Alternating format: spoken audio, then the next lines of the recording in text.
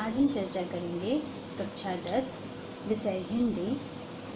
पुस्तक का नाम है क्षितिज 2 और पाठ का नाम है नेताजी का चश्मा, जिसे लिखा है स्वयं प्रकाश जी ने। स्वयं प्रकाश जी का जन्म हुआ था 1947 में, अर्थात कि यह कहानी भारत की आज़ादी के बाद का है। जैसा कि शीर्षक में दिया गया है नेताजी का चश्मा, तो नेताजी से यहाँ हमारा अभिप्राय महान स्वतंत्रता सेनानी सुभाष चंद्र बोस से है, और चश्मा अर्थात दृष्टिकोण, नेताजी का दृष्टिकोण, उनके आदर्श और विचार। इस पाठ में मुख्य रूप से 3 ही पात्र हैं। पहला है हवलदार साहब, दूसरा है पान वाला और तीसरा है कैप्टन, जो फेरी लगाता है, बूढ़ा है, मरियल है और लंगड़ा है।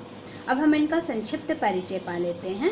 हवलदार साहब का परिचय यह है कि वे एक कंपनी में काम करते हैं और वे एक सजग नागरिक हैं। अपने आसपास की चीज़ों पर, बदलाव पर और घटनाओं पर वे ध्यान देते हैं, नज़र रखते हैं।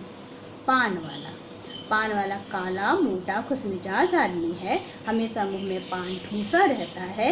उसके दांत लाल काले थे और हंसने पर उसकी तोंद थिरकती थी। इसी बात से हम समझ सकते हैं कि वो कितना ज़्यादा मोटा होगा। तीसरा पात्र है कैप्टन बेहद बूढ़ा, मरियल, लंगड़ा आदमी था।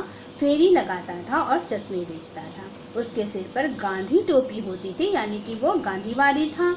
वह देशभक्त था। साथ ही वह नेताजी सुभाष चंद्र बोस के आदर्शों और विचारों का सम्मान करता था, उन्हें मान देता था। एक ड्राइवर है, लेकिन वह गौण पात्र है। कथा में मास्टर मोतीलाल का भी नाम आता है, जो कस्बे के हाई स्कूल का इकलौता ड्राइंग मास्टर था और जिसने नेताजी की प्रतिमा बनाई थी।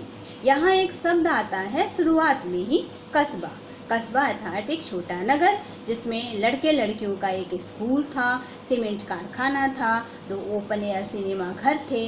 ओपन एयर सिनेमा घर से हमारा तात्पर्य है जहाँ न छत होती है, न दीवारें होती हैं, सिर्फ किसी दीवार पर कोई पर्दा या चादर टांगकर सिनेमा दिखाया जाता है। और एक नगर पालिका थी तो जाहिर सी बात है नगर पालिका कार्य करेगी ही, सड़क निर्माण का, शौचालय निर्माण का, कबूतरों के लिए छतरी निर्माण का और कभी कभी कवि सम्मेलन वगैरह भी करवाती थी। इसी नगर पालिका के एक अधिकारी ने शहर के मुख्य बाजार की मुख्य चौराहे पर नेताजी सुभाष चंद्र बोस की संगमरमर की प्रतिमा लगवा दी थी।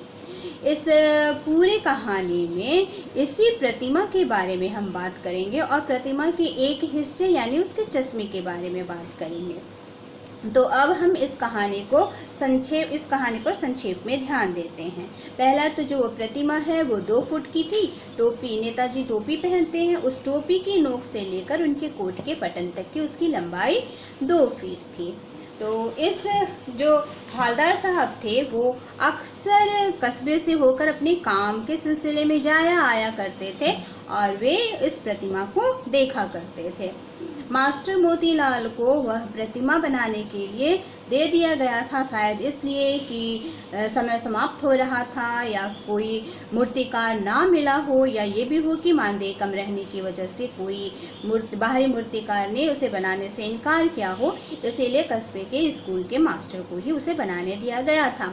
और उस मास्टर ने भी उसे 1 महीने में बना कर पटक देने का वचन दिया था। पटक देने का मतलब है किसी तरह से खाना पूर्ति कर देना, काम खत्म करना। तो वह जो मूर्ति थी वो संगमरमर की थी, वो देखने में सुंदर थी, वो 2 फुट की थी और वो बिल्कुल वास्तविक बोलती सी मूर्ति थी।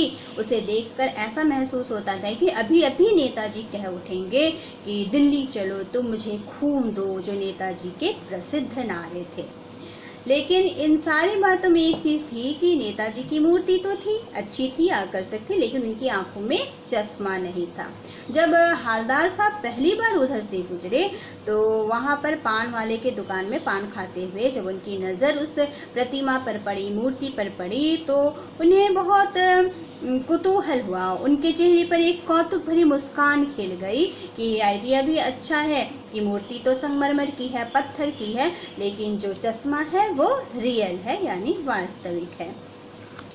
इसके बाद अक्सर वो वहाँ से आते जाते थे। जब पहली बार हवलदार साहब ने मूर्ति को देखा, उस समय उन मूर्ति की आंखों पर, यानी प्रतिमा की आंखों पर जो चश्मा था वो था मोटे फ्रेम वाला चौकोर चश्मा। लेकिन जब दूसरी बार उस तरफ से गुजरते हुए हवलदार साहब ने उस मूर्ति को देखा तो वहाँ उसमें तार के फ्रेम वाला गोल चश्मा था। तो इस तरह से हवलदार साहब के मन में ये इच्छा जागृत हुई कि वे जाने कि आखिर इस मूर्ति का चश्मा बदल कौन देता है। फिर उन्हें ये भी लगा कि मूर्ति कपड़े नहीं बदल सकती लेकिन चश्मा बदल सकती है। उनके मन में जो ये विचार आया, मूर्ति कपड़े नहीं बदल सकती लेकिन चश्मा बदल सकती है, इसका अर्थ ये हुआ, इसका मतलब ये हुआ कि मूर्ति यानी हम लोग जो हैं, जो समाज है, वो लोग हैं, समाज में रहने वाले लोग हैं, वे लोग समाज को नहीं बदल सकते, अपने आसपास के पड़ोसियों को, वातावरण को नहीं बदल सकते, लेकिन उनके विचारों को, दृष्टिकोण को, सोचने के तरीके को बदला जा सकता है। एक बार पान खाते हुए उन्होंने पान वाले से पूछ ही लिया। जब उनकी यह इच्छा, जानने की इच्छा दुर्दमनीय हो गई, यानी वो अपनी इच्छा को दबा नहीं पाए, तो उन्होंने पूछ लिया कि आखिर ये चश्मा कौन बदलता है। तो पान वाला, जैसा कि मैंने पान वाले का रेखा चित्र शुरुआत में ही आपको बताया है, वो मोटा पान वाला, उसने हंसते हुए कहा कि इसे कैप्टन बदलता है। ये सुन करके उनको लगा कि शायद, हवलदार साहब को लगा कि कैप्टन शायद नेताजी सुभाष चंद्र बोस के इसका साथी रहा हो सकता है, आज़ाद हिंद फौज का कोई सेनानी रहा हो। लेकिन जब उन्होंने ऐसा अपना विचार प्रकट किया कि क्या वो नेताजी का साथी रहा था या वो आज़ाद हिंद फौज का कोई सेनानी है, तो पान वाले ने कहा कि नहीं, वो तो पागल है, पागल। यहाँ जो पान वाला कहता है कि वो पागल है, पागल, तो यहाँ हमें पान वाले की मानसिकता जो है वो दिखती है कि पान वाला एक देश प्रेमी को भी उस नज़र से नहीं देख पा रहा है। पान वाला का जो दृष्टिकोण है वो मजाकिया है, वो मजाक में लेता है, देशभक्ति उसमें उतनी ज़्यादा है नहीं। उसके बाद यहाँ पर हमें दिखती है कि यहाँ पे हवलदार साहब जब आगे भी पूछना कुछ चाहते हैं कि आखिर उसका नाम कैप्टन क्यों पड़ा, वो क्या करता है, कैसा है, तब उन्होंने, पान वाले ने कहा कि वो आ रहा है, आप उसे देख लो। जब हवलदार साहब की नज़र उस पर पड़ी तो उनको दिखा कि वो एक बूढ़ा है, लंगड़ा है, मरियल है, फेरी लगाता है, एक बांस के डंडे पे चश्मे टंगे हुए हैं, एक संदूकची लिया हुआ है और वो फ्रेम बदलता है। तो साथ ही ये भी था, उन्हें पान वाले ने बताया था कि अगर कोई मोटा फ्रेम का चश्मा लेना चाहता है तो पान वाला मूर्ति में से उतार करके वो बेच देता है और दूसरा चश्मा वहाँ चढ़ा देता है। इसी तरह का काम होता है। तो इस तरह से करते करते 2 साल तक हवलदार साहब उस रास्ते से, अपनी कंपनी के काम से, अपनी जीप में बैठकर गए आए। इसी सिलसिले में एक बार जब वो वहाँ रुके तो उन्होंने देखा कि मूर्ति पर कोई चश्मा नहीं है। तो उन्होंने पान वाले से पूछा कि आज मूर्ति पर चश्मा नहीं है। तो पान वाले ने उदास होते हुए कहा कि कैप्टन मर गया। यह सुनकर के हवलदार साहब को अच्छा नहीं लगा, वे दुखी हुए और वे जब वहाँ से आगे बढ़े तो अपने मन में ये ठानते हुए चले कि अब यहाँ पे इस कस्बे के इस चौराहे पे नहीं रुकना है पान खाने के लिए, और क्योंकि अब कैप्टन रहा नहीं तो यहाँ रहकर कोई फ़ायदा नहीं है। इसका मतलब है कि हवलदार के मन में भी, हवलदार साहब के मन में देशभक्ति है, वो एक जागरूक नागरिक हैं। लेकिन उसके बाद जब उस रास्ते से चले तब उन्होंने पहले ही अपने ड्राइवर से कह दिया था कि आज कस्बे पे नहीं रुकना है, चौराहे पे नहीं रुकना है, आज पान नहीं खाना है, और अगर पान खाना भी है तो आगे कहीं खा लेंगे। लेकिन जब वे उस रास्ते से चले और वहाँ चौराहे से गुजरे और उनकी नज़र अचानक से, न चाहते हुए भी, मूर्ति पर, प्रतिमा पर पड़ी तो वो लगभग चीख पड़े और उन्होंने ड्राइवर से गाड़ी रोकने को कहा। जीप रुकी तो वो लगभग तेजी से भागते हुए मूर्ति के पास, प्रतिमा के पास पहुंचे। तो उन्होंने क्या देखा?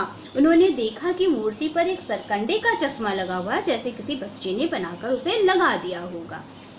ये देखकर उनको बहुत आश्चर्य हुआ, बहुत ज़्यादा आश्चर्य हुआ। वे भावुक हो गए और उनकी आंखों से आंसू आने, उनकी आंखों में आंसू भर आए, आंसू बहने लगे।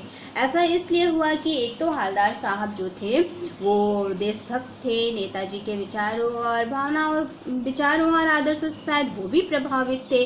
साथ में कैप्टन उन्हें प्रभावित कर रहा था। कैप्टन के मरने के बाद उन्होंने ये सोच रखा था कि अब नेताजी की आंखों पर चश्मा नहीं लगेगा, मूर्ति पर चश्मा नहीं लगेगा, यानी नेताजी के विचार और आदर्शों को आगे बढ़ाने वाला कोई नहीं रहा। लेकिन जब उन्होंने देखा कि किसी बच्चे के द्वारा बनाया गया सरकंडे का चश्मा नेताजी की मूर्ति पर, प्रतिमा पर लगा हुआ है, तो उनका यह विचार दृढ़ हुआ कि नेताजी सुभाष चंद्र बोस नहीं रहे, कैप्टन नहीं रहा, लेकिन नेताजी के विचार और आदर्श आगे भी चलते रहेंगे, उनके विचार और आदर्श कभी भी खत्म नहीं होंगे।